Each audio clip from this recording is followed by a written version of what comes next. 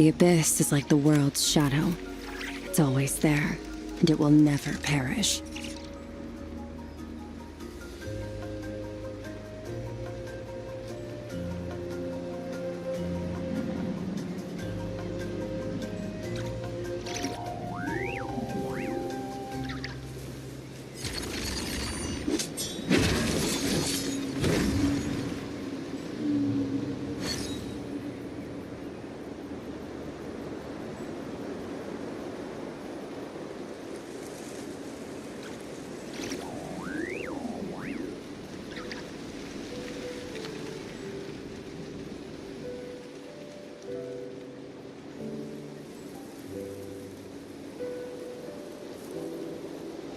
Where do we come from?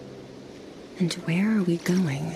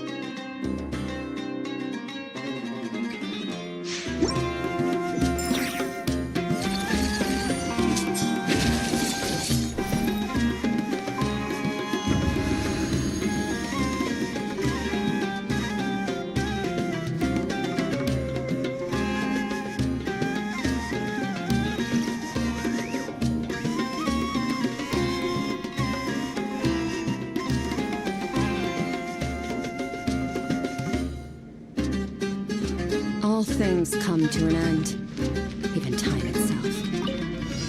Fearless.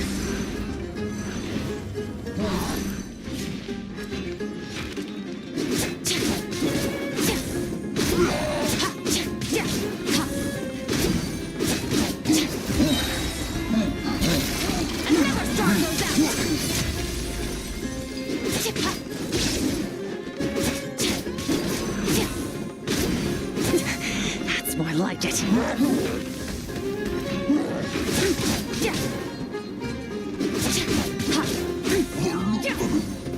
Merciless.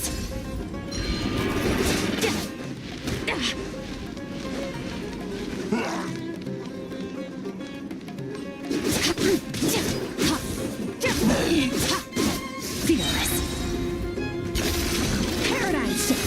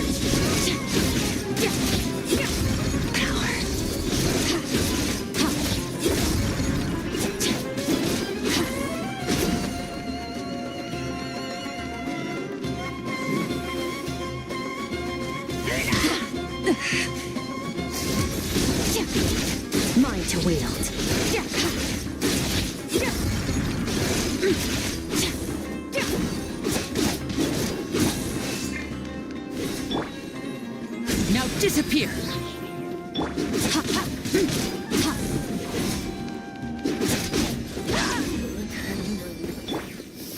The wheel of life.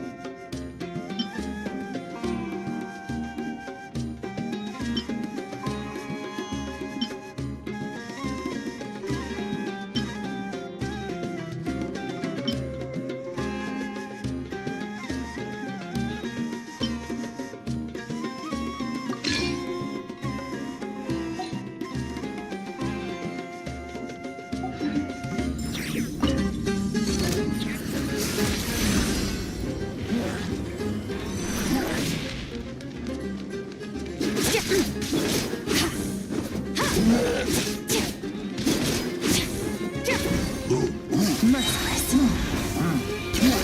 Into the void.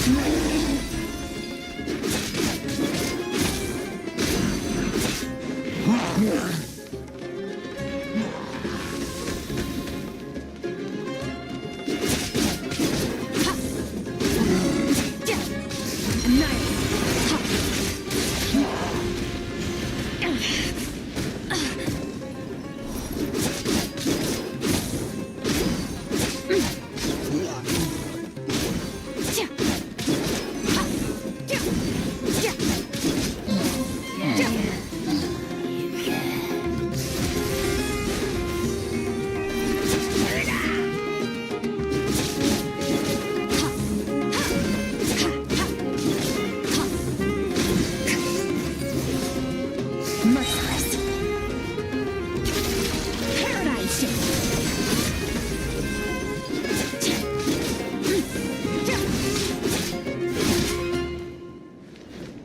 Merciless.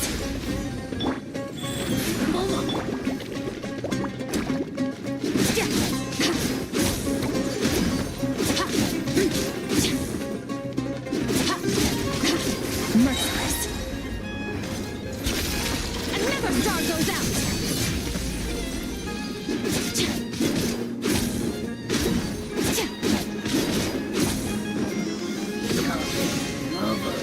Merciless.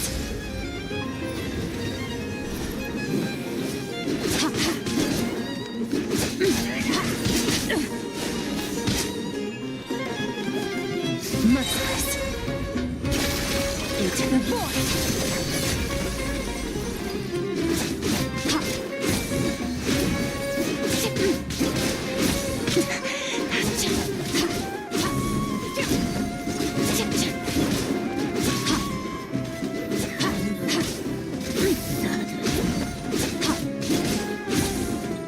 Merciless.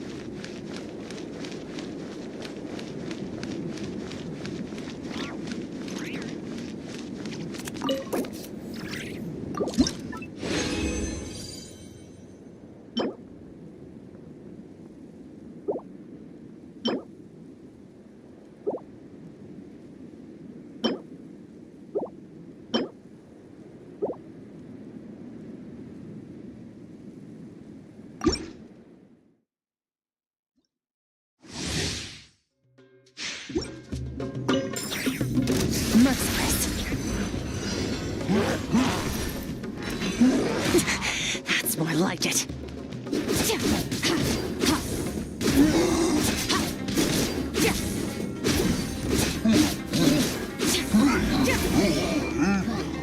Merciless. Paradigm shift.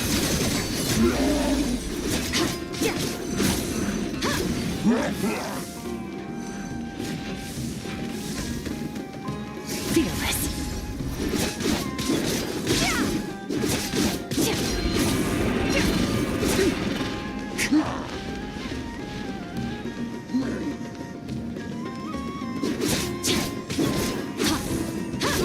Fearless.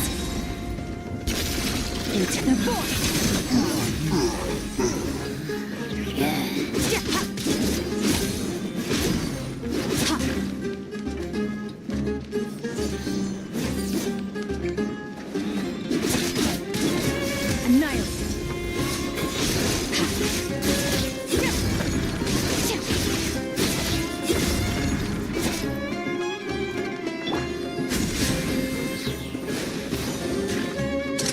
Here comes the finale.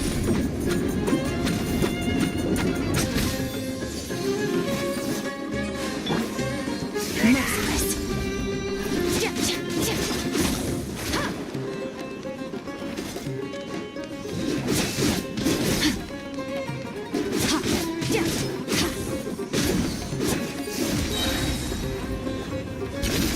Another star goes out.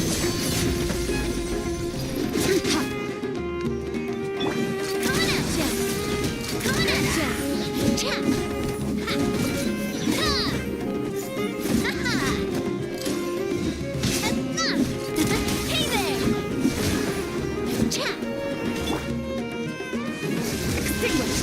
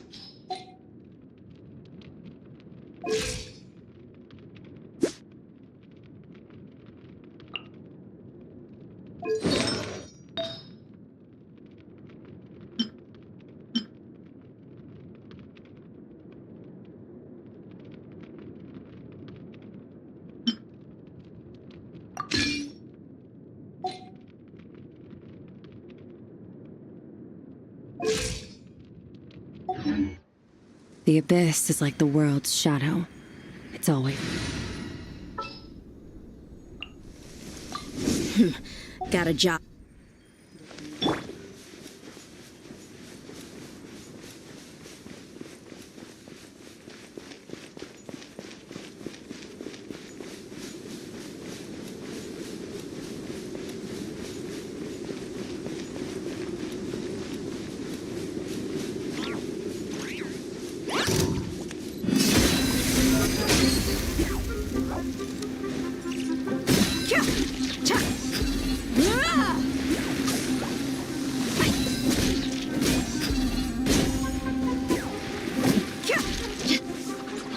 Your mommy teach you that?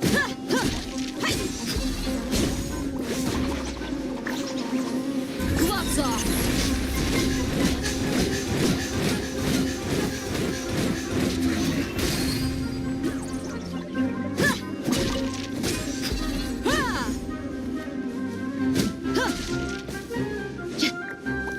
Look alive!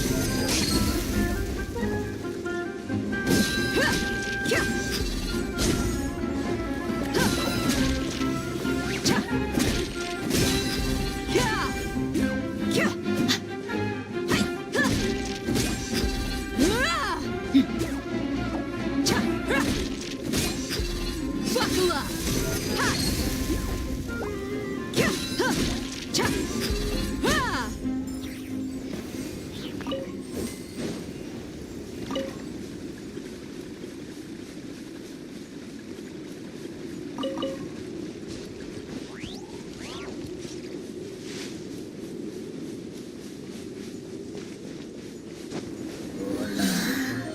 Look alive!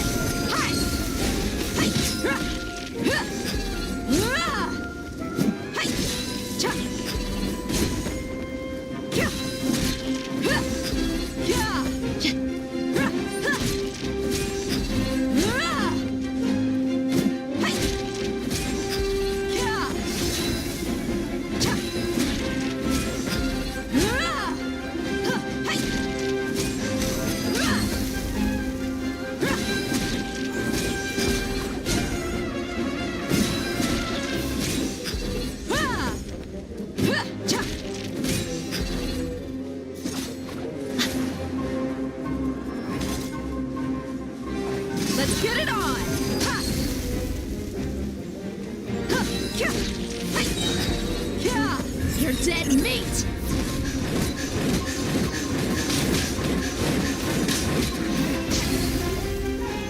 Cha! Ha!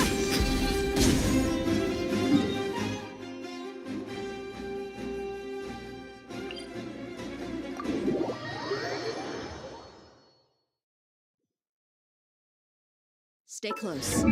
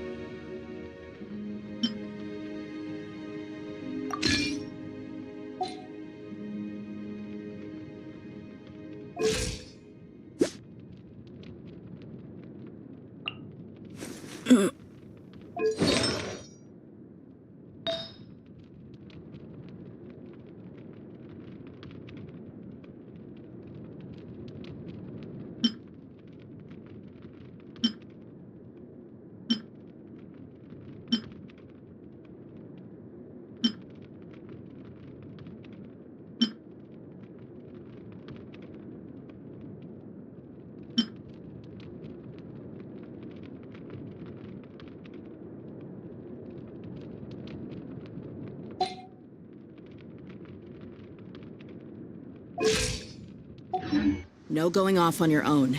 The desert doesn't take prisoner. Oh, it's an honor to be here.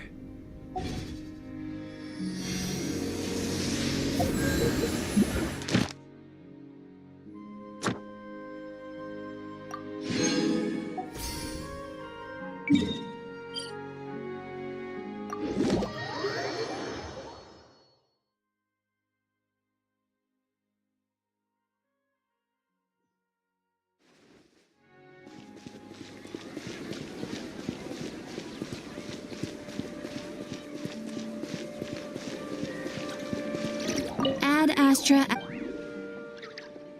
Thank you for complete.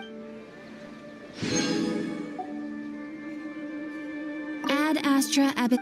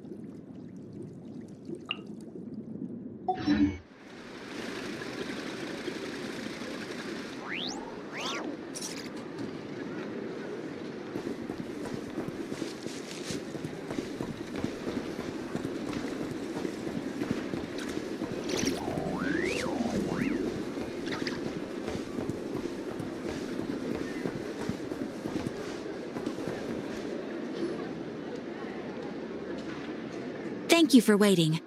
I finished checking your adventurer handbook. Here are your commission rewards. We have no other urgent commissions on the books at present. Thank you for all your hard work lately. Perhaps you two could consider taking a vacation. Amazing! Paimon never thought we'd end up having downtime in Nocry. Things were pretty hectic when we first got here. Everywhere you looked, it was either the Wild Hunt causing chaos or the Vatui stirring up trouble. It felt like this whole region was one giant slime in a barrel, ready to go boom at any moment.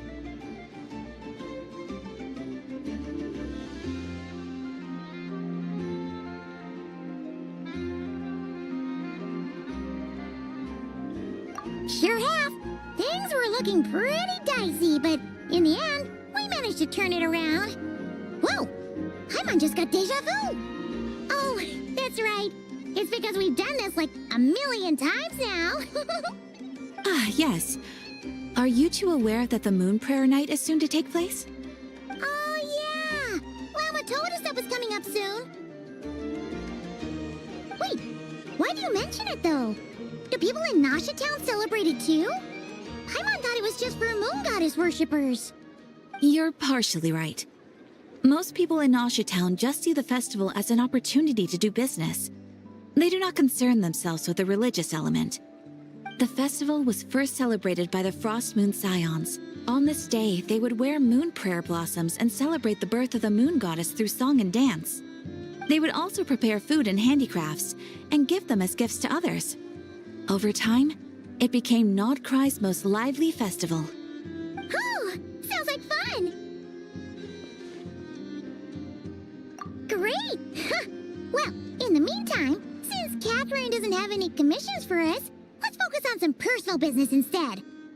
When we first got here, you mentioned that this was where your spaceship landed? We didn't get to follow up on it at the time, because we got wrapped up in that whole rare situation, but now we can finally start investigating it properly.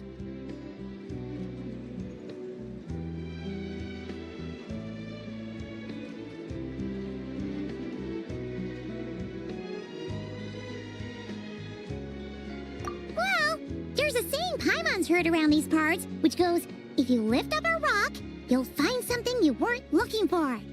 By that logic, you'll never find what you're looking for while you're searching, but the moment you stop looking, it'll jump right out at you.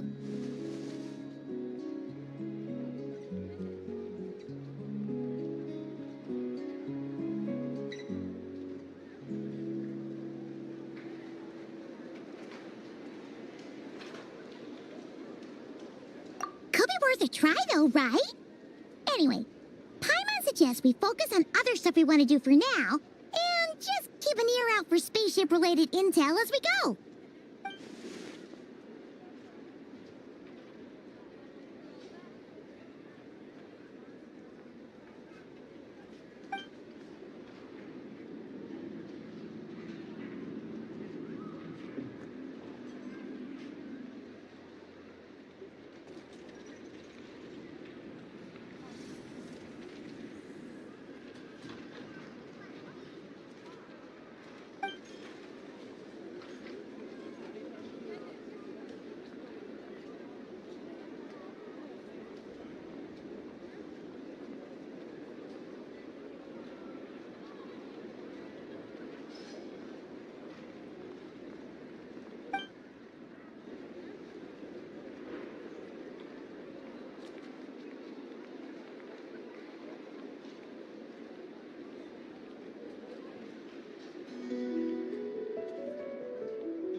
What's wrong?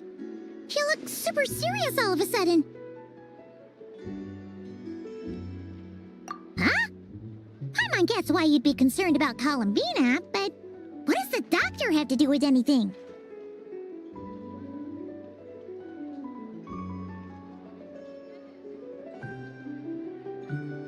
Oh, that's true. And now that you mention it, we're definitely overdue for a showdown with the Fatui. It is weird that he hasn't shown himself this whole time. What could he be up to?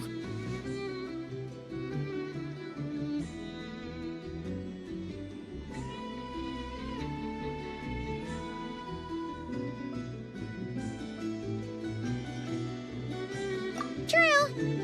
Paimon would much rather deal with Marionette anyway. She says the meanest things, but when it comes down to it, she doesn't seem like a bad person. Maybe it's the pressure of being a Fatuse? Especially as a Harbinger. Does she feel like she's gotta act tough to keep up appearances or something?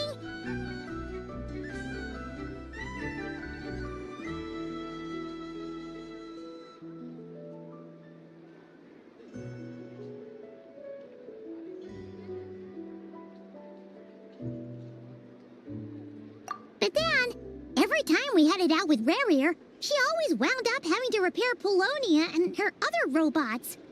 That's gotta sting. Losing face always hurts more for people who care a lot about their image. She's probably still furious about it. What? Relax! She's not even here! Huh? What's the matter? Oh, nothing. Sorry, we'll be on our way now. Where are we again? Oh yeah, Columbina? Right, yeah, let's go see Columbina.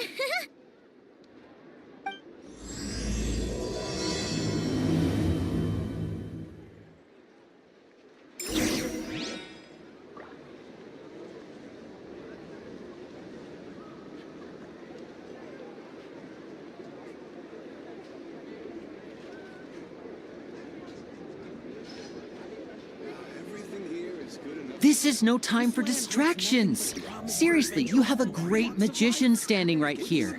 You don't want to miss the best part, do you?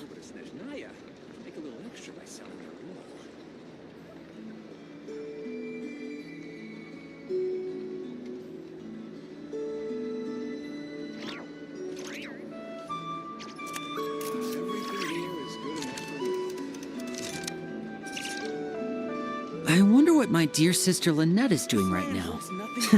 Missing me to death, I'm sure. Wouldn't you agree? I better get me some alpacas. What's they call it?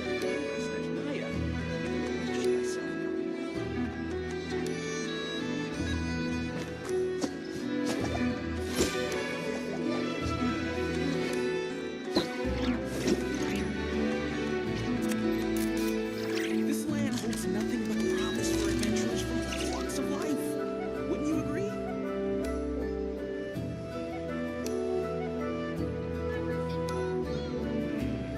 I better get me some alpacas. What's they call it?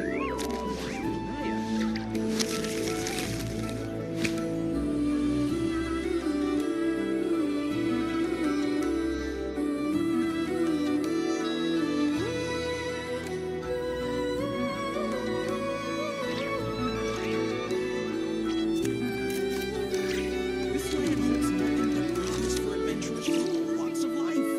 Wouldn't you agree? Everything here is good.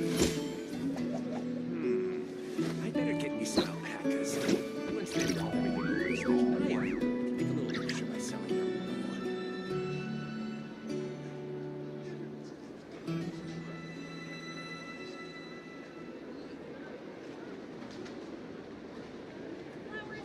So long as the audience thinks that seeing is believing, there's no limit to the number of tricks I can pull off. Adventurers from all walks of life. Wouldn't you agree?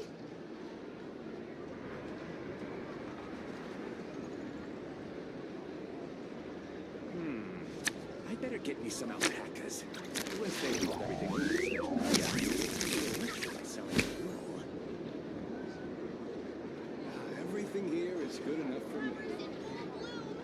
Perfect as gifts for others or yourself. This land holds nothing but promise for adventurers from all walks of life. Wouldn't you agree?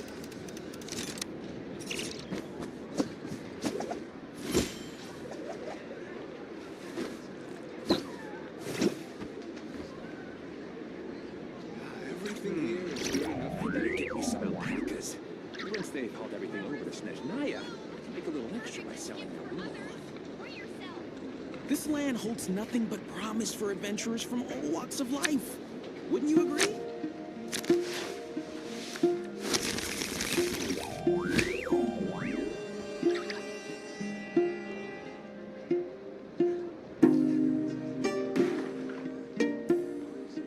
Everything here is good enough for me. I better get me some alpacas. Once they've hauled everything over to Snezhnaya, I can make a little extra by selling their wool.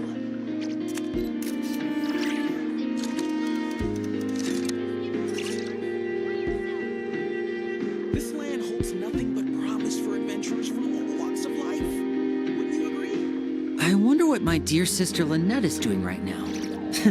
Missing me to death, I'm sure. Everything here is good enough for me. I better get me some alpacas. Once they've hauled everything over to Snezhnaya. This land holds nothing but promise for adventurers from all walks of life. Wouldn't you agree?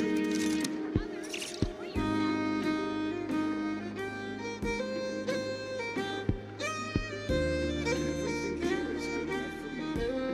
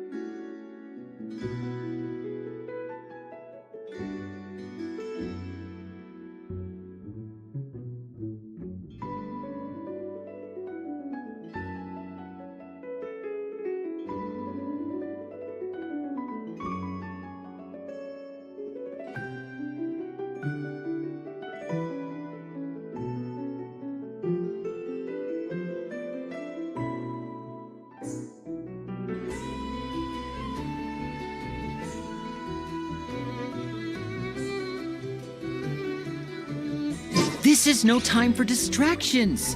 Seriously, you have a great magician standing right here. You don't want to miss the best part, do you?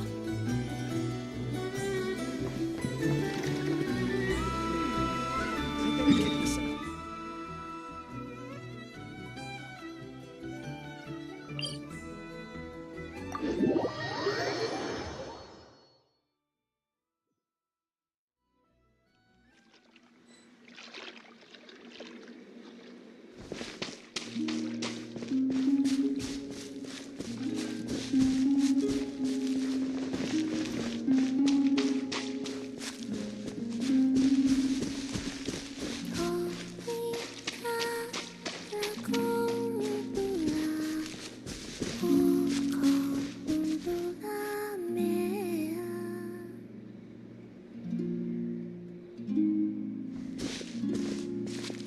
She's sitting up!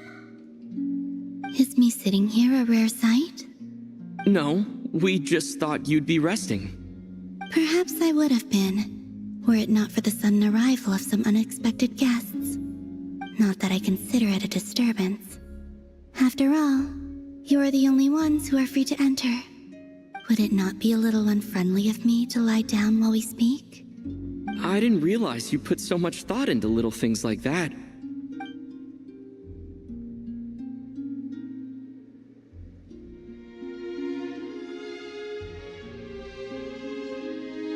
sometimes. There have been moments lately where I think about you and your companions. They are warm, mysterious, and cozy memories. Very few of my past memories are anything like that.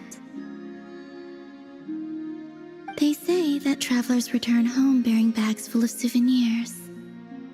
But my luggage was empty, and I believed it would stay that way. Return home? So, you're still planning on returning to the moon? Yes.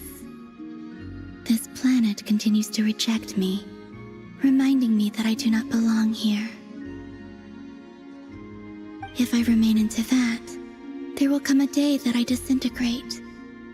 And I don't mean reduced to dust or turned into food for the flowers. I mean, I will cease to exist entirely. All right then. Well, we're sure gonna miss you. But it sounds like we'll have to say goodbye. How do you intend to return? The moon prayer night is soon to arrive. On that day, the moon will be closest to Tevat. The Kuvaki in this land will reach its peak at that time. I merely need to grasp the tide, and with relatively little effort. Oh, Paimon gets it! It'll work like a slingshot! You make it sound like she's gonna get blasted up to the moon. If I did that, I suspect I would crash into the false sky. I will be using a much gentler approach. But I do like the analogy. It's fun. You see? She gets Paimon's sense of humor. In the blink of an eye, the time has come to part ways. It does feel that way, doesn't it? Time seems to fly fastest when you are enjoying it. I have always thought of myself as a wanderer on this earth, and it has never expressed any desire to keep me here.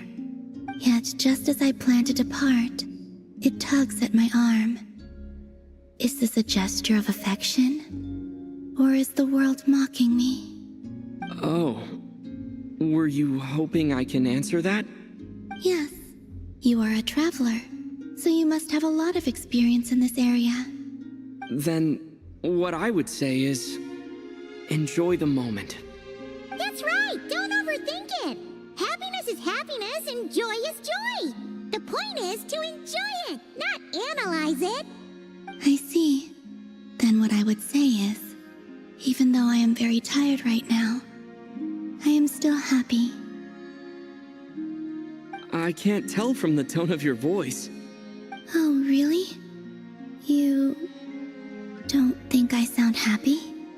I'm just kidding. I could tell you were in a good mood today from the moment we saw you. Ah, a joke. Albeit not a funny one. Anyway, I assume you're here about you-know-what. Give me your hand. Actually, it's not that. There's something else we wanted to discuss with you. Oh. Then, do you still want to give me your hand? Or not? Sure.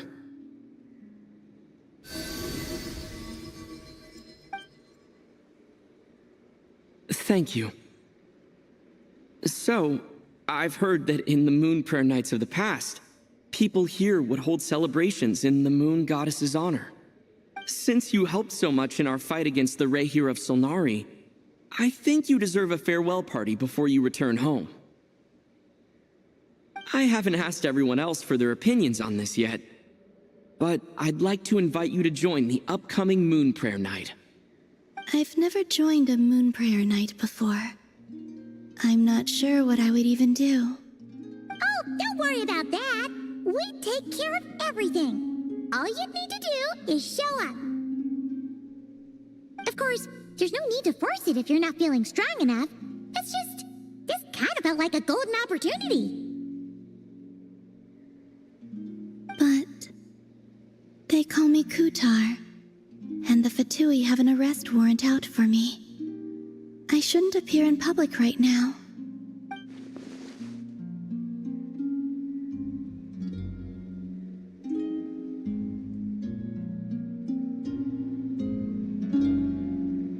I'll make it work. You have my word. Yeah, we got your back. Well, he does. Paimon's actually not too sure what he's planning. All right, if you're sure. I will not refuse your invitation. I suppose it wouldn't hurt to pack a few more sights from this world into my suitcase before finally learning what my homeland looks like. Oh, if you see Lauma, please tell her that my answer to the question she asked me is neither yes nor no. Rather, it is, there is no need. That was kind of cryptic, but sure. Guess it's between the two of you. We'll pass along the message. Bye for now.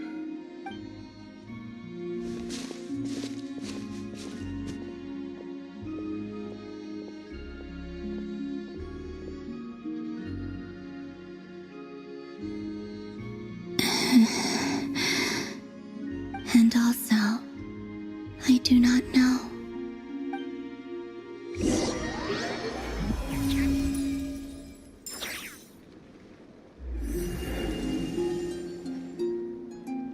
Since she's agreed to join the festival, let's go see who else wants to take part. Lauma's gotta be the person most familiar with the Moon Prayer Night. We should start with her. Also, what exactly is your plan to keep her safe? Not sure yet. I'll figure something out. What? Are you serious? And Paimon even gave you her vote of confidence back there. When did you become so sneaky?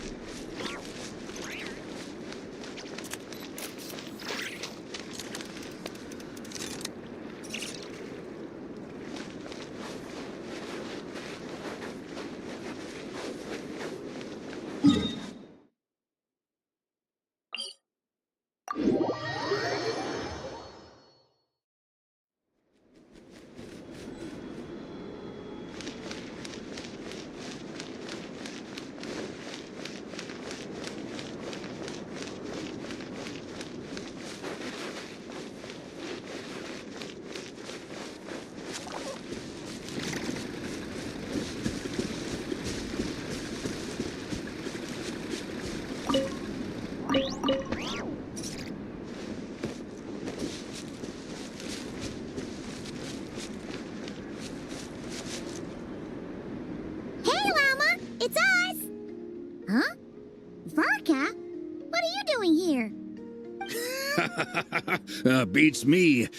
I had a bit too much to drink last night, and when I woke up, I was on Hisi Island. Mr. Varka is helping to oversee Nasha Town's preparations for Moon Prayer Night.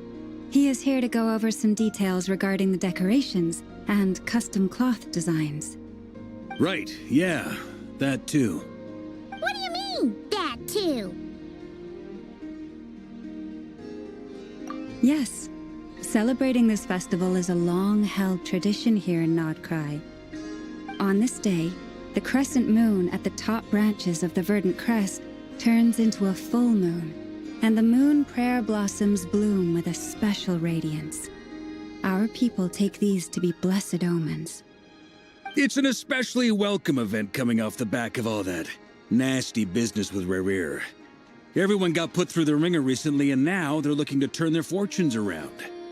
The big shots in town all agree that a big, lively celebration is just what we need to rebuild people's faith in this place.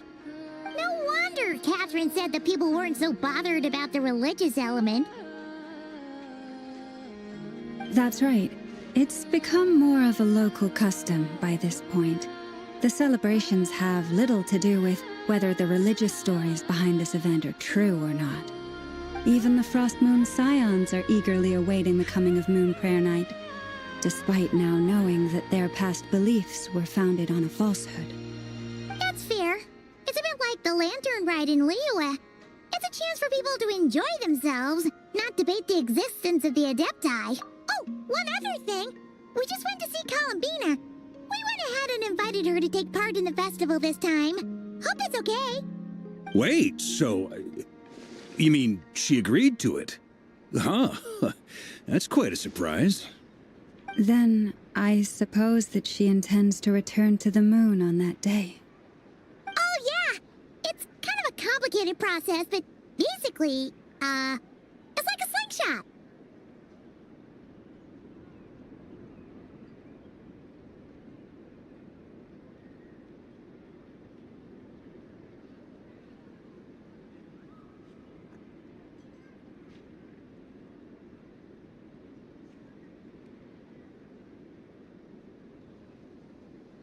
I understand.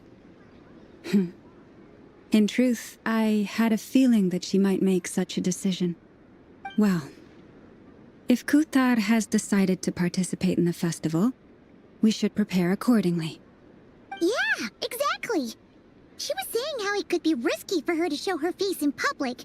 We were wondering if there was any way we could hide her. Unfortunately, the people who carved the statues did an excellent job of capturing her likeness. It will be very challenging to hide a goddess whose face everyone is so familiar with. Darn! We may have bitten off more than we can chew here. Nah, don't sweat the small stuff. We can handle that. Huh? Are you saying you have a plan? Not as such, no, but the most important thing with a festival is to keep the mood light and your spirits up. You can't go preparing for a festival with those long faces. You'll never convince anyone to enjoy themselves. The Mondstatter spirit is strong with this one. As it happens, I agree with Mr. Varka. Let's start by making our appreciation for Kuthar the beating heart of the festive atmosphere. And who knows? Once we get the ball rolling, perhaps everything will just fall into place. Hey! Did you catch that? Lama said the thing! Or close enough, at least. I'm looking forward to the Moon Prayer Night already. We have a festival in Mondstadt called Windbloom, and you can always tell which couples are celebrating it for their first time by the smiles on their faces. Big, beaming smiles like their whole face is glowing. And I have a feeling we'll get to see that same smile on the Moon Goddess's face at this festival. Not quite the same, surely. Anyway, I'll take care of business in the city, but I'll have to leave the decor up to you and the Frost Moon Scions. No one else can capture that traditional aesthetic quite like you guys. But lastly, there's the final key element that brings the festival to life. Companionship.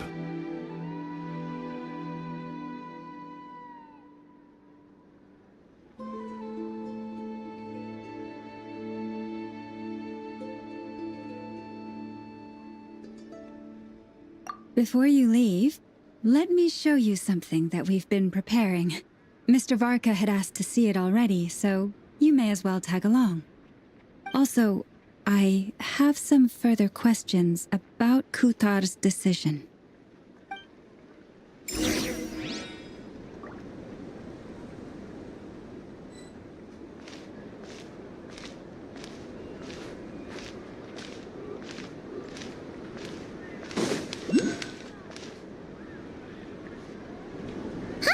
What's this? They sure look like they're having fun. I believe so. Kuhenki seem very skilled at playing drums like these, although I'm not sure where they learned it from. Maybe it's an innate talent? In their eyes, they're probably just playing with toys.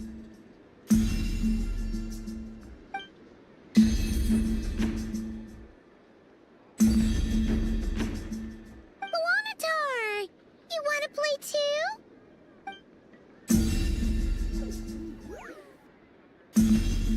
Yeah. She looks more confused than anything. Maybe we can teach her next time if we get the chance.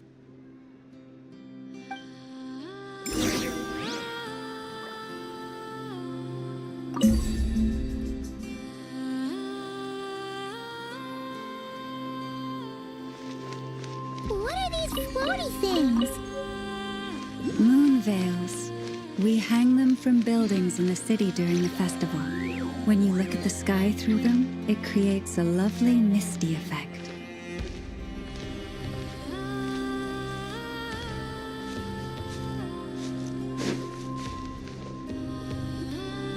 Everyone seems hard at work. They're preparing items for Moon Prayer Night. For instance, the sculpture being made over here, Mr. Varka and I were just finalizing the details of where it will be placed. Ah, there she is. I didn't know the finished article would be so large. Not to worry, though. All the necessary arrangements have been made. Just let me know once it's ready, and I'll get some people to ship it over. You have my thanks. And over here, we are preparing a very traditional confection. Oh, look at all these colors! It looks great! Can Paimon try one? Of course. I have a feeling you'll like it a lot.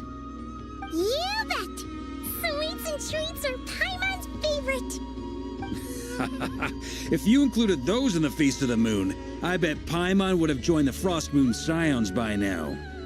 There will also be verdant crests like this present in Nasha Town during the festival. The timing of Moon Prayer Night is not completely set in advance. We make a rough estimate, then observe the changes in the verdant crests and moon prayer blossoms to guide us. As such, the Wade itself is a fun feature of this particular festival.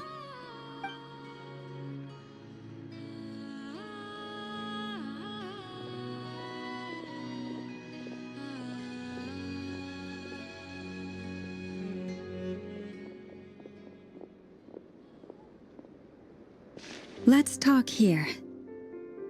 To tell the truth, I am very surprised to hear that Kutar is willing to participate in the festival. I once asked her if she'd be willing to stay with the Frost Moon Scions. I could introduce her to everyone, and we could be a family to one another. She did not answer, but she has not appeared here since. I took this to mean her answer was no, but if that were the case, she would not have accepted this invitation.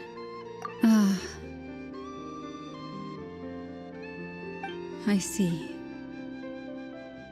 Maybe she is right. Maybe the Frost Moon Scions of today no longer need a moon goddess. But my wish was not for her to come here and be worshipped as a deity. I simply wanted to offer her a place to stay.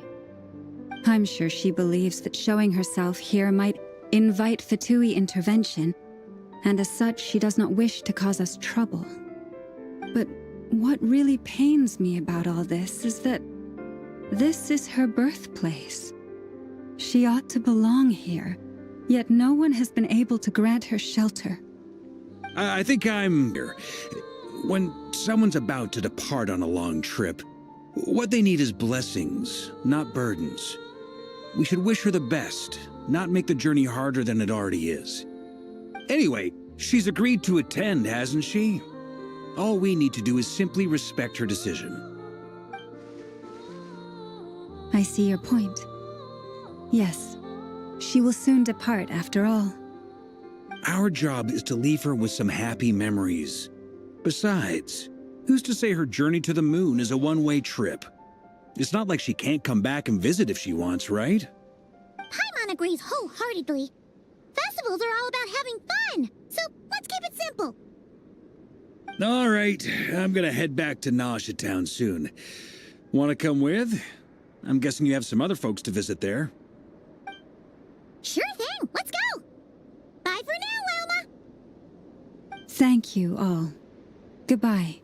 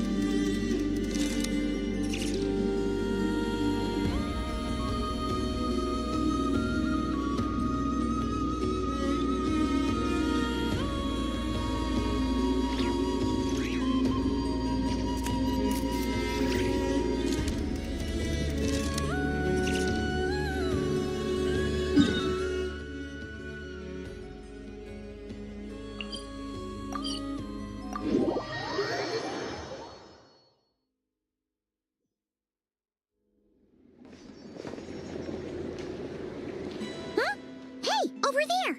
It's stirring an albedo with flints! What could they be chatting about? Your guess is as good as mine. Ah, Grand Master, and the Traveler in Paimon. Hello there. It's been a while. Perfect. We have some new volunteers for our investigation.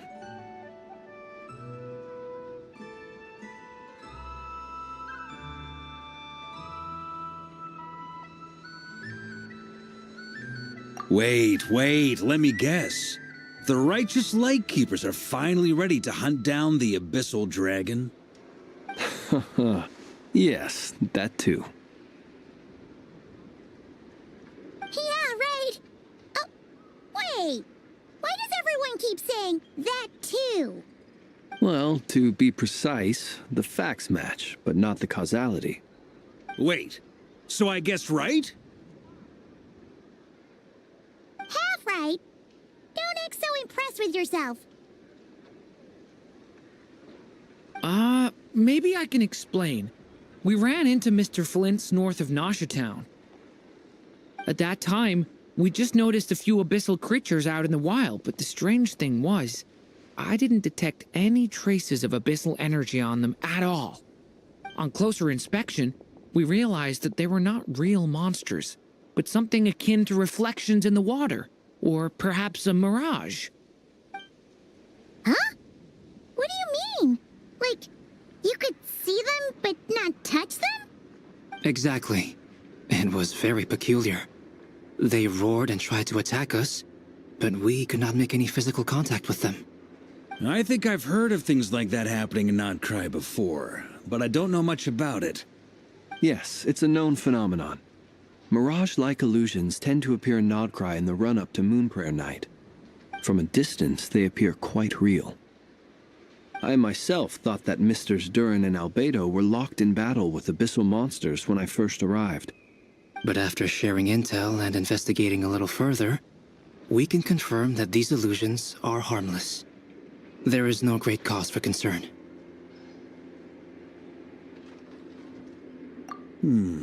All the Mirage stories I've heard are either animals, rocks, or small houses. Abyssal monsters, though? That's a first. It's a first for me, too. So I'm planning to look into it further just to be on the safe side. I intend to inspect a few more locations. What about you two? Any plans? Alice contacted me a few days ago. She'd like me and Durin to assist her with an experiment. But we lost contact shortly after receiving the message. I'm sure that comes as no surprise to anyone familiar with her. We don't know when the wind will blow, yet when the wind blows, we will know. That, in a nutshell, describes how Alice operates. Yeah, that tracks. Okay. Well, I suggest we investigate this Mirage business in the meantime. It's piqued my curiosity, and I'm pretty sure I know someone who will already be 10 steps ahead of us. Well said. Right? Whatever's happening in Notcry, she always seems to be the first one to know. Let's go see what she knows. We can invite her and her staff to the festival while we're at it.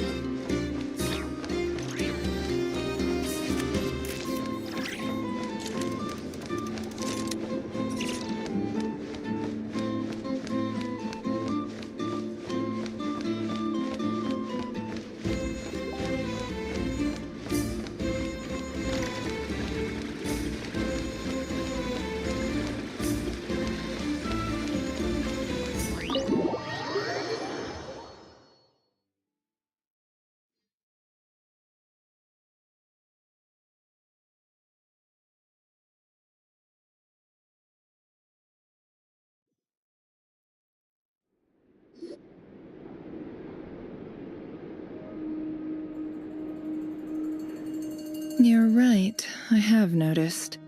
There's certainly something a little fishy about this situation. Only a little, though. Records indicate that this phenomenon can occur in the days before and following Moon Prayer Night. That said, it has always been a rare sight in the past. The odds of encountering these phantoms are similar to looking up in the night sky, happening to see a shooting star, and managing to make a wish before it disappears. But this time, either everyone's getting lucky, or they're appearing far more frequently than usual. Yehoda's out gathering intel as we speak. In the meantime, let me check off some points of interest. First, the Abyss. The ones we saw seem to be abyssal monsters. Indeed. But we have identified one location where many more of them have made an appearance. And not just monsters, but human phantoms, too. Given the scale and nature of the phantoms, it's almost as if someone's last memories are coming to life. Or perhaps the memories of multiple people. Oh. So you mean the phantom monsters are hunting down the phantom humans? Exactly. The phantoms can interact with each other, but we have no means of intervening. In addition, some of the human phantoms would seem to be from the very distant past. This is clear both from the clothing they wear and the stories they tell. They claim to be from Hyperborea, a name which I've heard from Lauma before. If this is true, it means they must be from 6,000 years ago. Did Paimon hear that right? 6,000 years? It sounds like this merits further exploration. That'd be a big help. I'll leave it with you, Albedo. My knowledge of ancient history is non-existent. I used to doze off every time the pre-Knights Favonius era came up in class. It's quite a miracle that you were able to understand these phantoms' speech, given how long ago they lived. I suppose you're right. But I'll leave the archaeologists to ruminate over that conundrum. As an intelligence broker, my sole interest is in the value of the information I gather. Which, in this case, hopefully means earning myself some good favor with our dear Lady Moonchanter. So calculating. Whew, this intel broker logic always catches Paimon by surprise. Sounds to me like we could split the work up. I think the abyssal phenomenon is best left to Albedo, Flints, and me. Agreed. It coincides with my duty as a lightkeeper. For my part, I'd like to understand the Abyss better. Even a little knowledge would go a long way. This is certainly a rare opportunity to study the Abyss. But even rarer, perhaps, is the chance to make contact with the Ancients. The Curatorium will take the lead on investigating the Hyperboreans. We put in the work to learn what we know so far. It seems only fair that we get some quantity of exclusive intel. That just leaves our trusty team of 2 unassigned. Since you became an honorary knight, of course. This was part of my grand plan all along. Oh yeah, by the way, we managed to convince Columbina to come to the Moon Prayer Night celebrations. Would you and Yehoda like to join too? She agreed to that? Huh. Quite an achievement. Never underestimate the traveler, I guess. I'd be happy to join. No point shutting myself inside when the streets are all decked out. I doubt any clients will be visiting during the festival in any case. And Yehoda loves a party, so I'm sure she'll jump at the opportunity. No, no, no, no, no, no, no, no, no, no! Way to contradict me in front of... Wait, no, that's not what I have bad news, boss. So many people. All right, everyone inside, quick!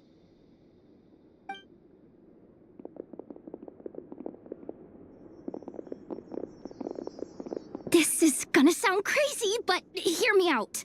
The I saw one of those phantoms at Star Sand Shoal, and it was some sort of flying ship. Like a spaceship?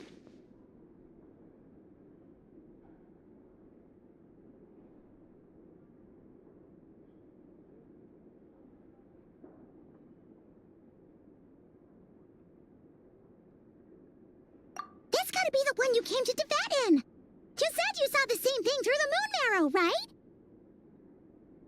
Huh? You already know about it? Ugh, I thought I was gonna blow people's minds. Turns out I'm the last to find out. Wait, back up.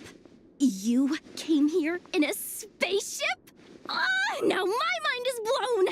Yep, exactly. Huge discovery. You're the best, second best intel broker in the world. After your boss, of course. Wow. Really? Well, I don't know if I'm all that, but... I guess that decides where we're heading next.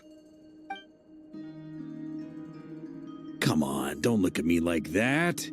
I know the spaceship doesn't have anything to do with me, but you don't want to leave me as the only one twiddling my thumbs, do you? Please? Fair enough. You can tag along. In that case, let's meet back here to discuss our findings once we're done. I wish everyone a productive investigation. You too.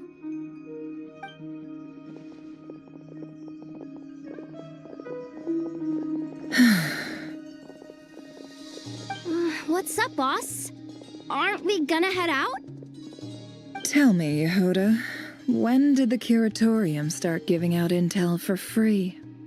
Oh, sorry, boss.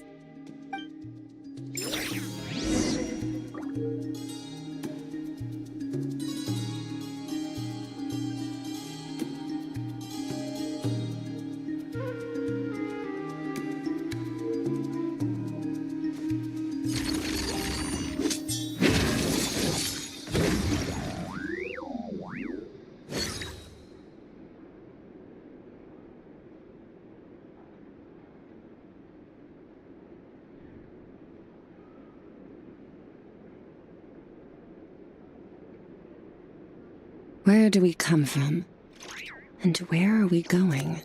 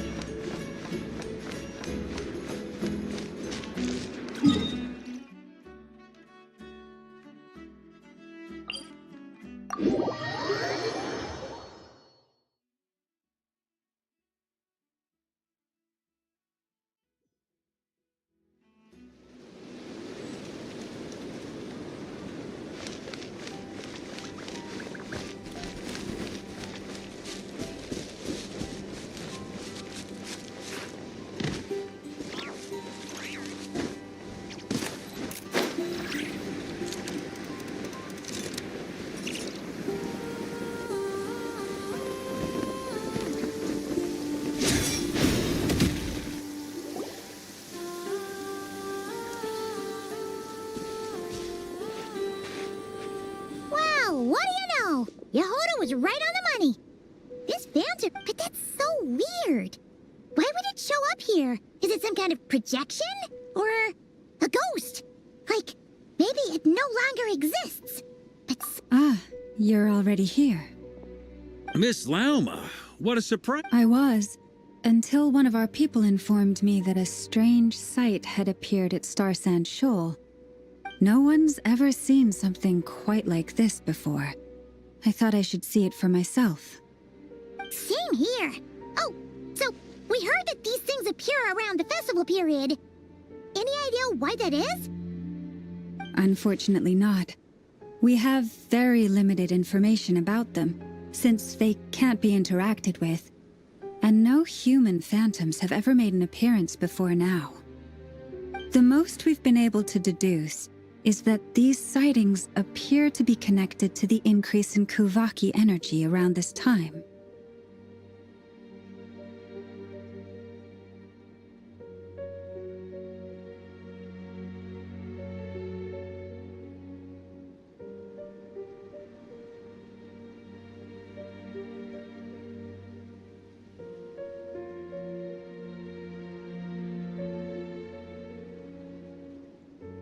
Yeah, seems like that's all we can do.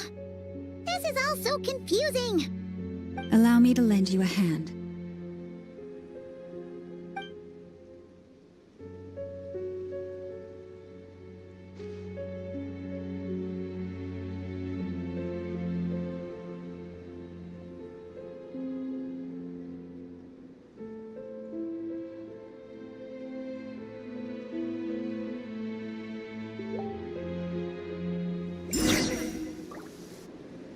Everyone, our friend here should be able to provide us with some information. Is that a phantom rhymehorn deer? I've heard about how the Frost Moon Scions live in harmony with the animals and can even communicate with them. That's coming in handy now, for sure. Okay. Yes, I understand. Then how about this?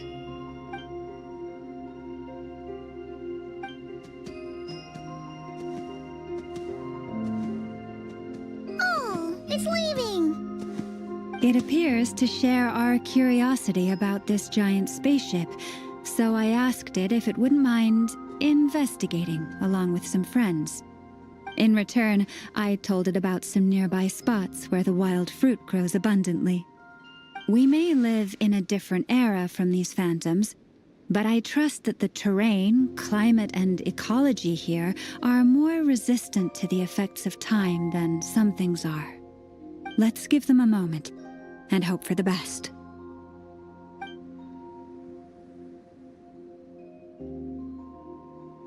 All back together? Must have been a lot of fruit. Indeed. Now let me ask them some questions.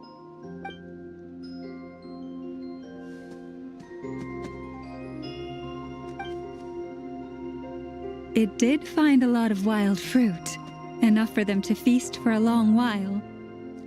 This puffin circled in the air several times, but didn't spot anything out of the ordinary. Certainly nothing to do with the spaceship. Huh. Well, it definitely makes sense to get a bird's eye view. Indeed. Other than that, I was also thinking that the world these phantoms see is also different from ours. Oh, I get what you mean. The wild fruit exist in both times and spaces, but there might also be things that only exist in that space-time, which we can't see.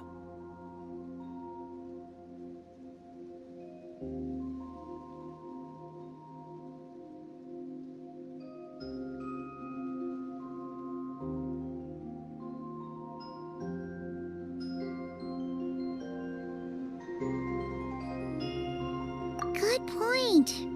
Great thinking, Lauma. Blunthorn rhinos can use Kuvaki to shift great rocks, but this one says it couldn't get that ship to budge by even an inch.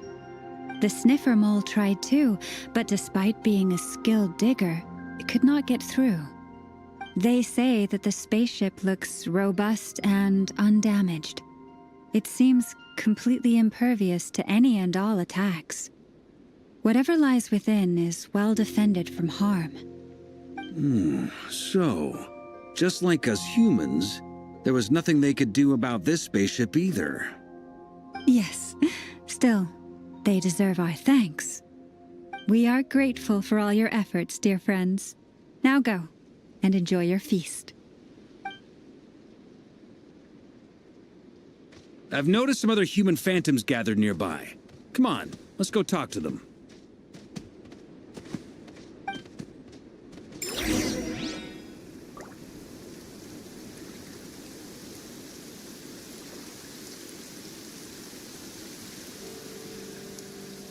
Nice. I like the rain.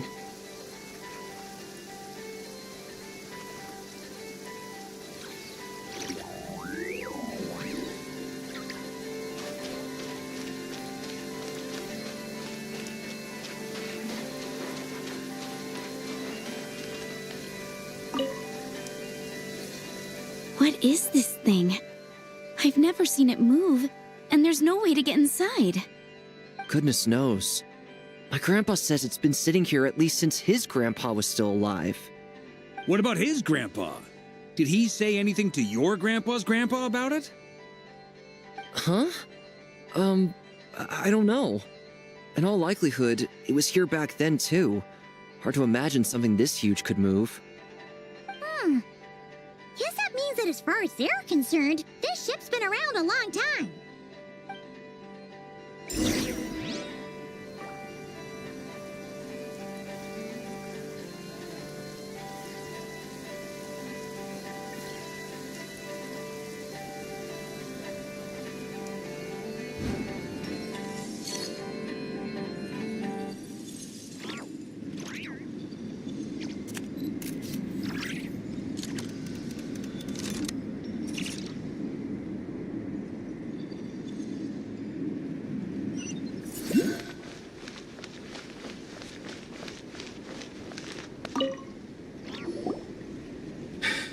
Come on, brothers.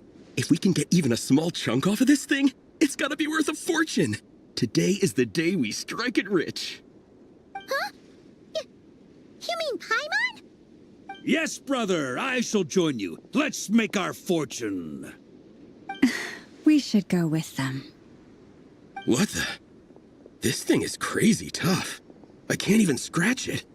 What's it made of? Sorry, brother. Looks like we'll have to seek our fortunes elsewhere. Enjoying yourself? I was just seeing if I could influence this phantom's perception by playing. But nope, no dice.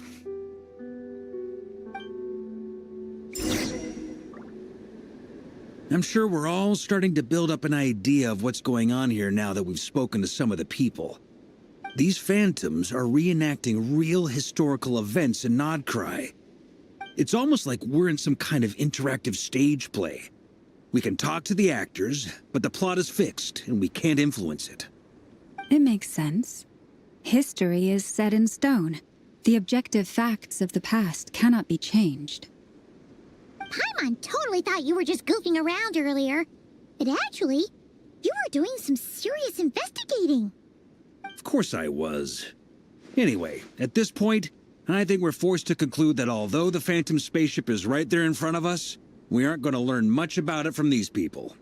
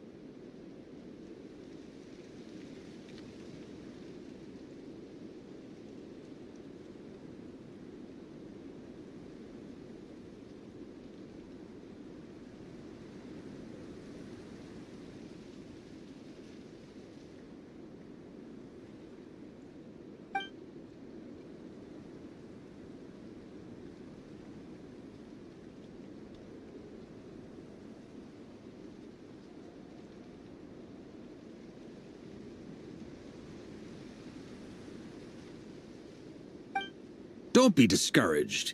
If nothing else, this is proof of the ship's existence. And think about it.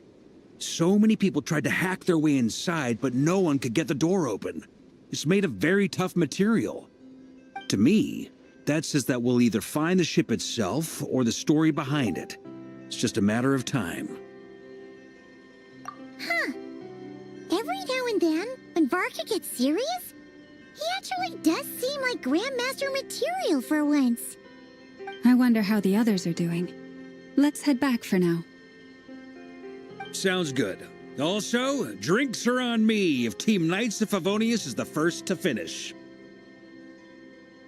Wait, we have a team name now? Am I in Team Knights Knights of Favonius as well? You're very welcome to join. We've even got a cathedral ready for you. Isn't that technically blasphemy? You wouldn't dare make a joke like that if Barbados was in earshot. Nah, I'm sure Barbados doesn't mind a little harmless blasphemy once in a while.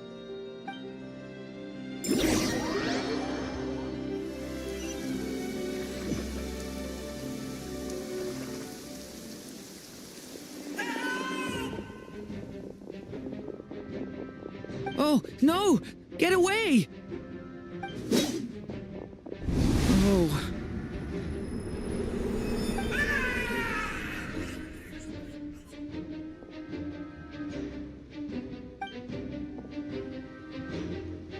I know it's hard to stomach, Mr. Durin. But as I'm sure you've noticed, there is nothing we can do to intervene in that which unfolds before us. But we have to at least try. And try you have. But are you aware of how many unsuccessful attempts you've made now? I wasn't keeping count. I'm afraid this is the 39th failure so far. Or the 5th if we're only counting this particular victim. There are no indications that these phantoms may be altered in any way. You seem to have calmed down a little. I'll make us a fire. You should rest and have some water. Feeling any better now, Mr. Durin? May I ask a few questions? Be my guest. What exactly are we witnessing here? What happened to those people? My guess would be that we are seeing Nodcry during the Conrian Cataclysm. Would that be accurate? Conria. That is correct. As you know, once the Abyss senses even the tiniest crack, it floods in and spreads like wildfire. There was a time in the distant past when it permeated all of Nodcry, causing immeasurable harm. The people paid a terrible price to heal this land. Then, 500 years ago, the whole of Teyvat suffered an abyssal disaster. Once more, Nodcry was dealt a devastating blow. I see. In the face of the abyssal onslaught, all were like grains of sand tossed around by a tidal wave. Be they human, fae, or god. The moment you witnessed is but one drop in a whole ocean of catastrophe. All right. I guess that answers my second question, too. I wanted to know why there's nothing I could do to help them, and that's because what we are seeing is history. That would be my guess as well. As I understand it, history and fate are not all that dissimilar. The latter may be unseen to us, but both are immutable. Yes. Fate was determined long, long ago. I still have a couple of other questions for you, Mr. Flint. You mentioned more than one abyssal disaster that has struck this land in the past. How can you be sure that what we're seeing is from the Conrian incident? And also, how are you able to stay so calm when you're talking about these events? From everything I know about you, you're not cold or ruthless, and you're not indifferent to the suffering of others. Alas, I am forced to show my age. I must be 600 or 700 years old by human measure. Wait, so you... One is not easily moved by history when one has witnessed the truth firsthand. I'm sorry. You needn't apologize. Your passion is a good thing to have. Treasure it, because someday you may find it in terribly short supply. Now, at the risk of offending you, I have a question in return. Your curiosity toward the Abyss, is it born from hatred or because you sense its call? I only ask because I kept a fragment of Arir's body in my lantern for a short time. Specifically, his heart. so I know what a burden it can be to carry the abyss with you. And I hear its power growling from somewhere within you. In my eyes, your mere existence is a miracle. My honest answer is... I don't know. I don't think I have the confidence to say for certain. What I will say is the abyss is not the only issue that haunts me. Even before I became who I am today, the question dogged me constantly. Should I even exist at all? My doubts remain unresolved. But when we fought Rerir, something became a little clearer to me. Sometimes it is the darkness within us that allows us to achieve the impossible. I certainly got the sense from your 39 attempts that you were trying to achieve the impossible. It sounds like you've resolved to see the truth for yourself. Absolutely. In that sense, he and I are quite similar. Then I wish you every success. I look forward to the day of your transcension. Well, if everyone's caught their breath, I suppose we should head back. Oh, and one last thing. I'd appreciate if you kept our discussion about history a secret.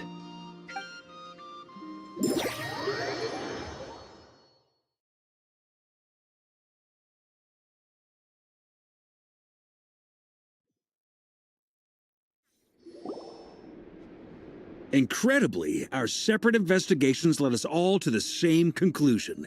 Hooray for consensus! Yeah, but we barely learned anything, though.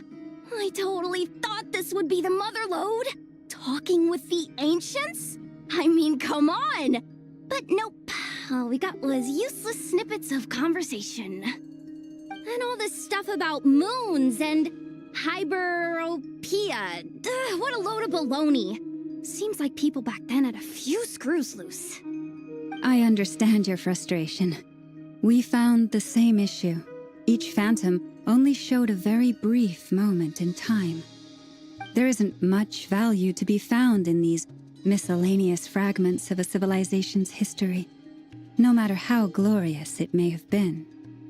If there's a silver lining, it's that these phantoms are harmless to the present reality. They shouldn't get in the way of the festivities. Paimon agrees. And not just because it's the first thing she understood in this whole conversation. You look disappointed, Nefer. Is something the matter?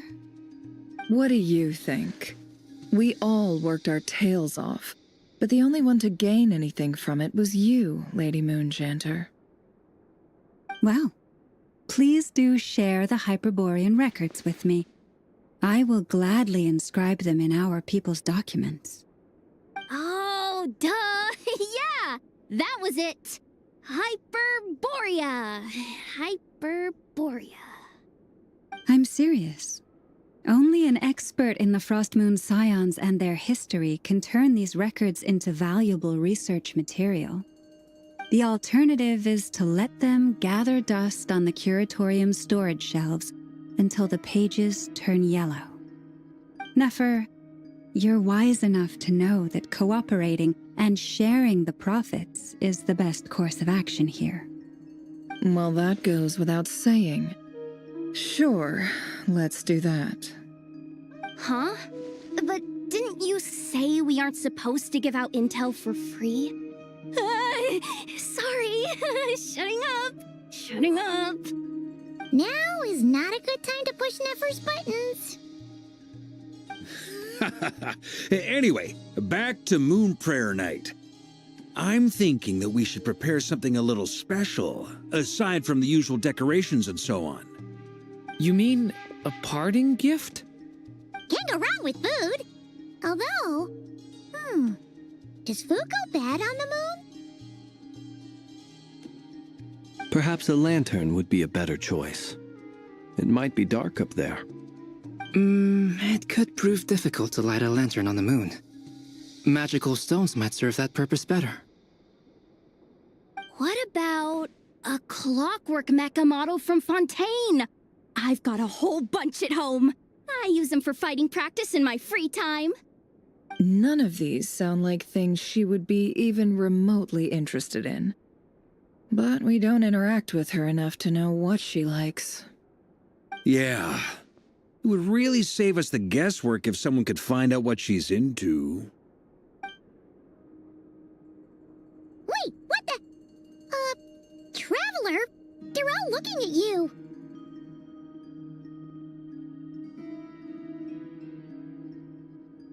Great! Haha, problem solved. Now, I need to stop by Dory's. Gonna need her help sourcing a bunch of stuff for the festival. Then let's leave it there for now. We all have our own business to attend to.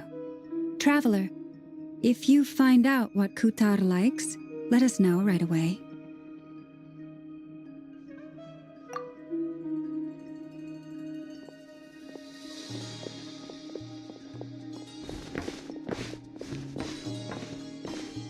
Is something the matter?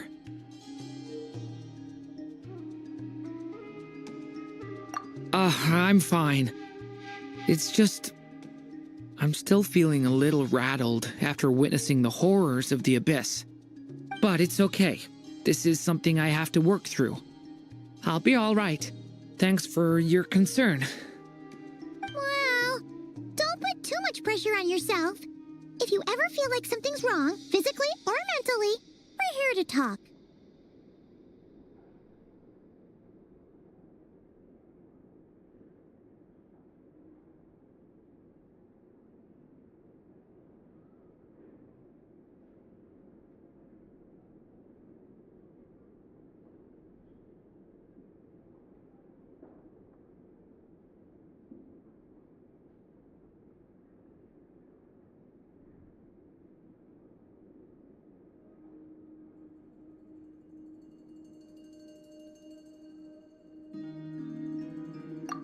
Come on.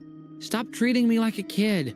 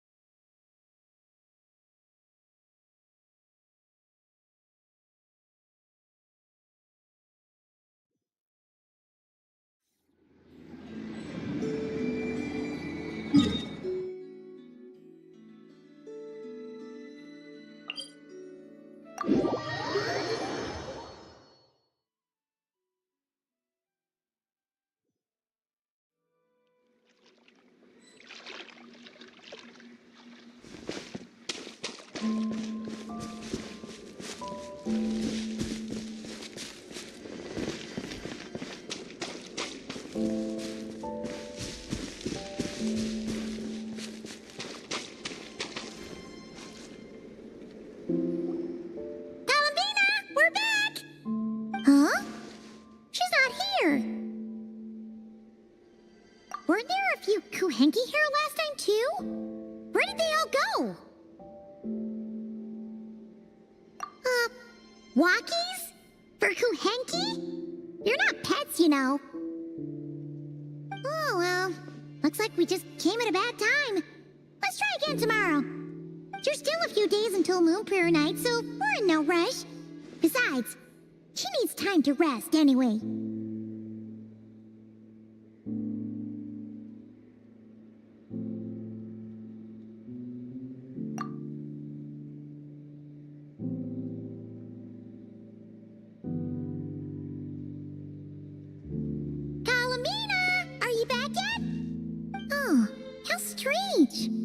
Looks like she still isn't here.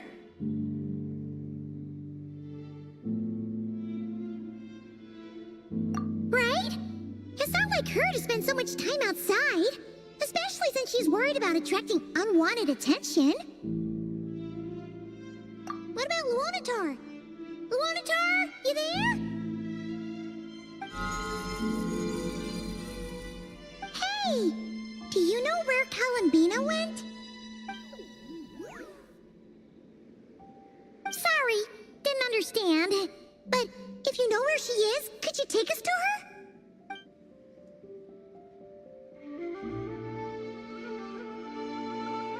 Yeah, that's even stranger.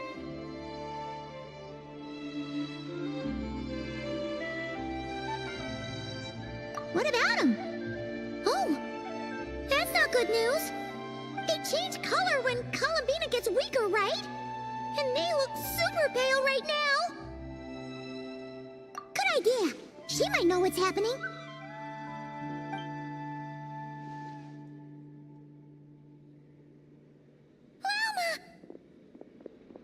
Ah, it's you. How is Kutar? Is she okay? No, she hasn't. I came here to check on her after I noticed the flowers had changed color.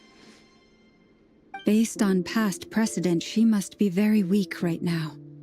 Even getting up to walk would be a struggle. It seems unlikely that she wandered off outside.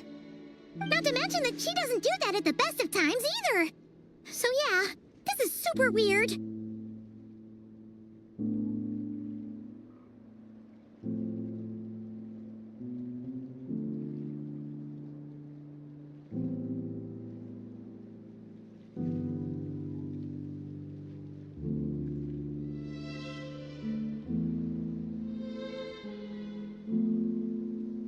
No. Very few people are in the know about Kutar's whereabouts.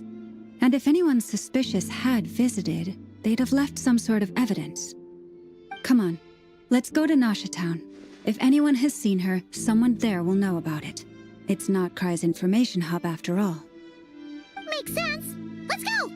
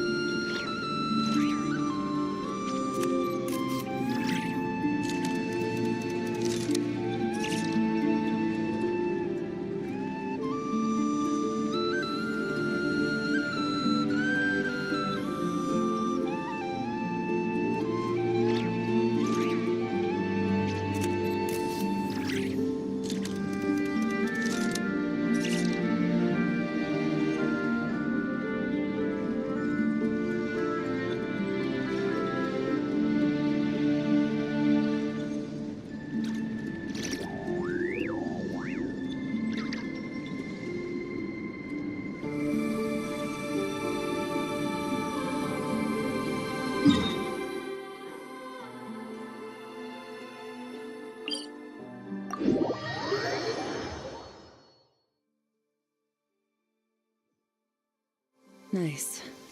I like the rain.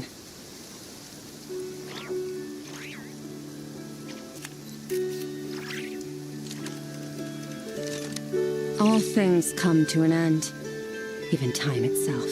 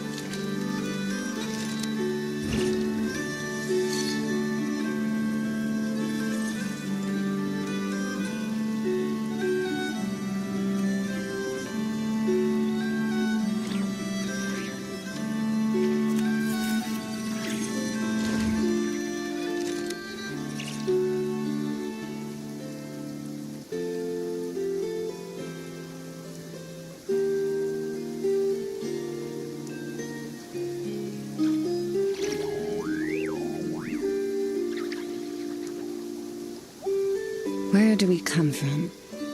And where are we going?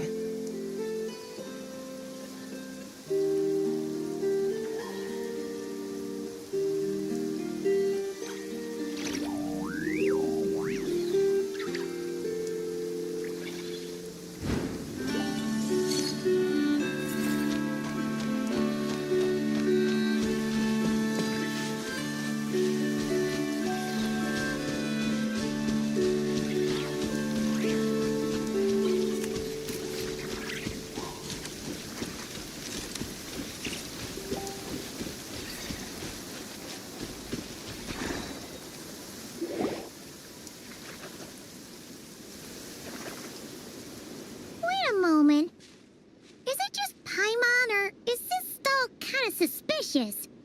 It's never been here before, right? No, I don't recognize it. Alas, your free and easy adventure time is over. Now, prepare to face the final boss of Nod Cry. Whoa! Where'd that voice come from? Not sure, but it's definitely hostile. No, no, no, not that way. The final boss is right here. The sniffer mole? That's the final boss? Surely not. Also...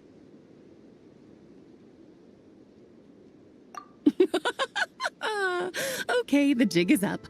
I'll stop teasing you. Turn around. I'm right behind you. It seems I've managed to leave quite an indelible impression, even though you've never seen my face. Ah, nothing could make a great maid more pleased with herself.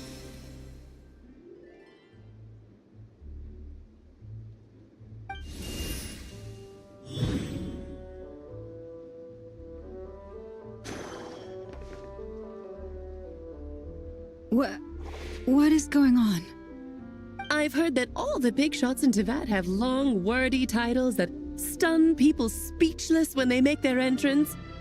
Unfortunately, none of them are affiliated with the Hexen Circle, and we ourselves keep a very low profile. The notorious name-dropping doesn't quite work for us. Still, I, for one, think I'm really quite amazing. So that didn't stop me from coming up with a title anyway. Alice! It's really you this time? Not a lantern or a dodo but Alice in the flesh? Oh, that's right. So, what do you think? How does it feel to finally meet me? You look like... Oh, that's the first thing you thought. A little surprising, but that actually makes me very happy. Because that means that when Klee grows up, she'll be just as stunningly beautiful as her mother. So she's a friend of yours? Kind of. This is actually the first time we've seen her in person. I see. Madam Mage, that was, quite a powerful entrance. I certainly won't be forgetting it anytime soon. It's okay, Lauma, don't force it. Paimon will do the honors. This is Alice from the Hexen Circle. She's a friend of ours. And of Arcus, too.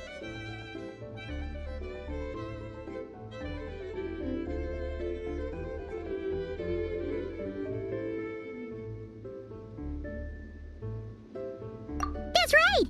She's a good person, just kinda... unpredictable.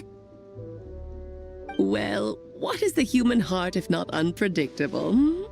If we could not do as we please, how would we differ from machines? I am Lauma, Moon Chanter of the Frost Moon Scions. It is a pleasure to meet you. Oh, I know. Before you got here, I spent a good, 15 minutes getting up to speed on Nodcry's present situation. In other words, I've read the whole in the last episode part, so we can skip the pleasantries. Fair enough. Well, Miss Alice, I can already tell that you have quite a unique personality. You'll get used to it. Paimon sure is. So anyway, what are you doing in Nodcry, Alice? Oh, I thought I told you already. This time, I'm the final boss. And what a formidable foe I shall be. Powerful, confident, decisive, and good luck finding my weak spot. You will never succeed.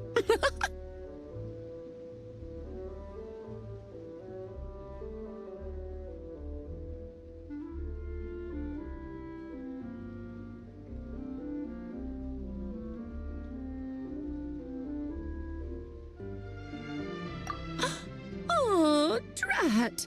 My one weakness, and you found it in an instant.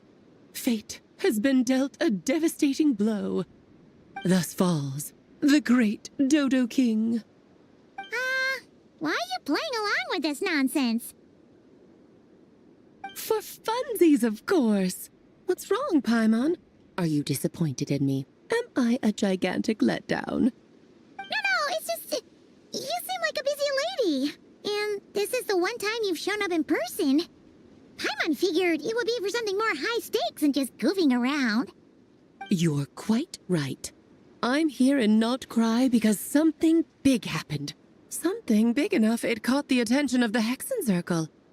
It concerns the 3 moons, Tevat's borders, and of course, the moon goddess you are currently searching for.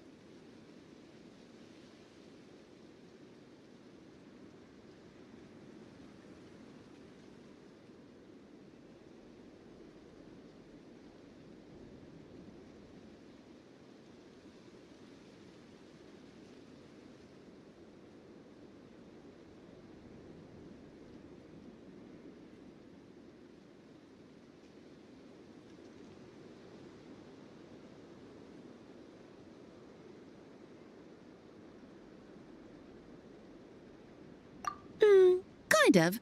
Why don't we discuss this over a pot of tea? My main reason for coming on this trip to Tevat was, of course, to have some fun. But I do technically have a job to do as well, namely, maintaining the stability of Tevat's borders. I'll skip over the complicated parts, but to sum it up, abyssal energies are all that lie beyond Tevat's border. We'd find ourselves in a real pickle if they ever made it through. And the phantoms you've been seeing are a sign that the border has been disturbed. Ah, no wonder they tend to show up around Moon Prayer Night. Is it because the real moon is now so close to us that its power can cross the border? In part, but only a negligible amount passes through. Just enough to influence the verdant crests and so on. And as you've noticed, there has been an unprecedented number of phantoms appearing this year. The influence of the moon beyond the border cannot explain this. No, there is another far greater factor at play. The trilunar syzygy. A trilunar syzygy? Eons ago, before the heavenly principles came to Tevat, it was the then 3 moon goddesses who controlled the laws of this world.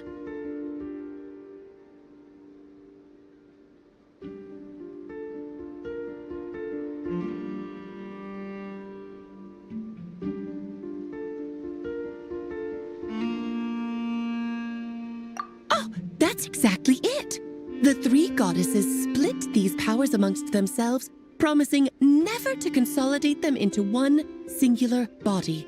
This was meant to keep the world stable. But, fast-forwarding to the present, the eternal moon's marrow is with you, while the iridescent moon's marrow, which should never have appeared in this world, has been retrieved. Add that to the presence of a moon goddess in the flesh and... the power of all 3 moons is gathered here in Not Cry. There hasn't been an event like this since the War of Funerary Flame. And it's having a noticeable effect on Tevat's borders.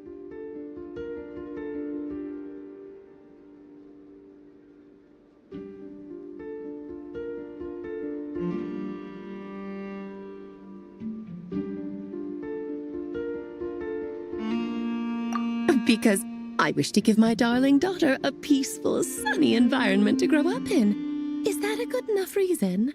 Kinda sounds like you're dodging the question, but it does make sense. Well, that's one reason anyway, and the most important one. The others are a little complicated to explain. For instance, cleaning up after dearest Miss R. Albedo could tell you more about that if you're curious, but right now, I have a more important question to ask you. Why are you collecting the moon marrows?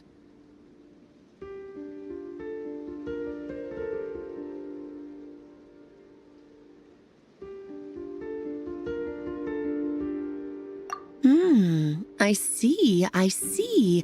Nicole told me about that legend once. Nicole? You mean Mage Anne? Oh, so you remember. Yes, of course. That was a story about fate, her area of expertise. But back to the story of our dear moon goddess. I'm afraid her intended method of returning to the moon is unlikely to work anymore. What does that mean? She may be missing, but she hasn't gone anywhere. She has disappeared.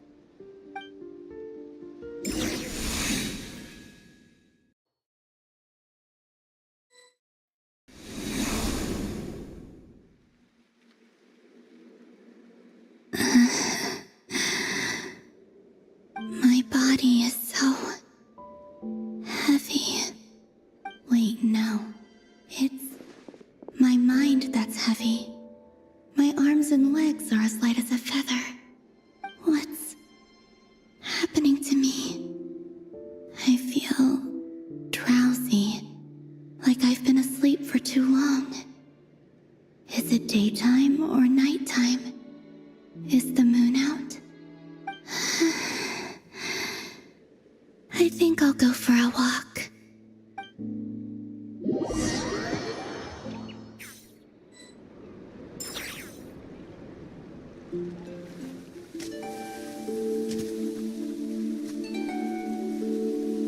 Are you out for a walk too?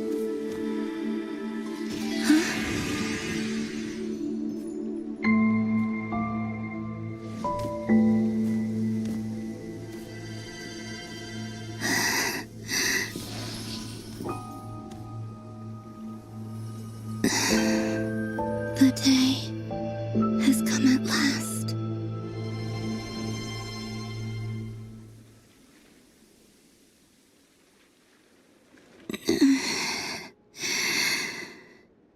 Have I grown so weak that I can't even sustain my physical form?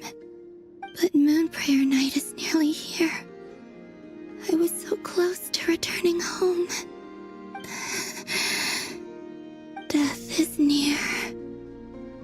Is this how it ends for me? Will I return to the moon after I disappear? Or...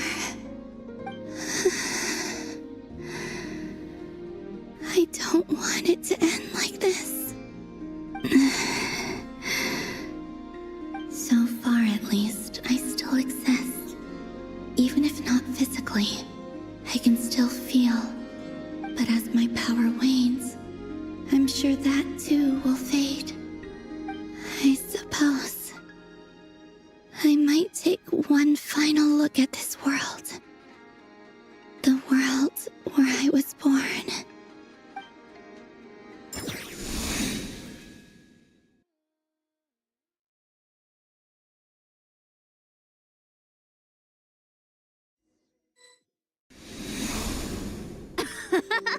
Come on, come on! Wait for me! The Frost Moon Enclave. How much it has changed since I was born. These decorations, they're so heavy. It's times like this when you kind of wish men could be priestesses and acolytes. How fascinating. I've never had the chance to be privy to people's private lives in this way. In the past, people would get so solemn and serious the moment I showed my face, like they were frozen stiff. Karina, Lametti, it's time to eat. Coming. I want to watch them a little longer.